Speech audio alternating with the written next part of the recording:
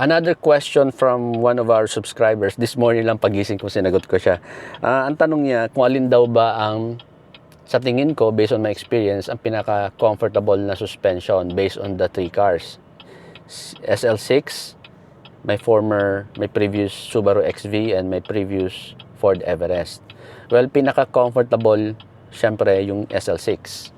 Para daw sa passengers. Well, even sa driver. Next is the Subaru XV, and then the last is the Ford Everest.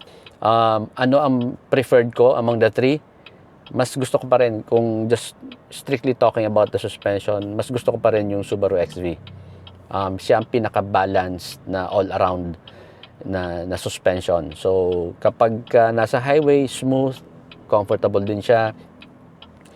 Kapag sa city, may konting humps, konting lubak, comfortable pa rin siya. Pagdating naman sa mga ganong medyo extreme na experience namin recently going to Bicol, ayan na, nagda-drive kami sa dagat, maalon.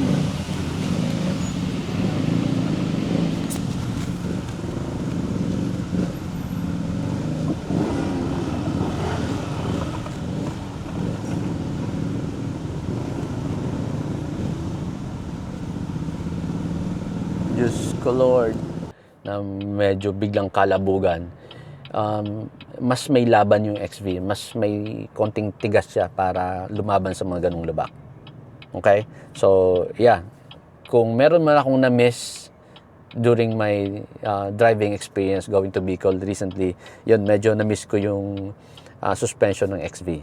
In fairness doon sa Subaru XV, mas maganda yung suspension niya. Now, kapag yung regular route ng dinadrive nyo is katulad nung doon sa bandang Quezon, hindi ko marirecommend na mag-SL6 kayo. Mabubugbog yung suspension nyo and all. Although wala namang nangyari dito sa SL6 natin. But kapag madalas... Sorry, I'm not... Yeah, kapag madalas ka doon, I don't think tatagal yung mga pang-ilalim mo doon.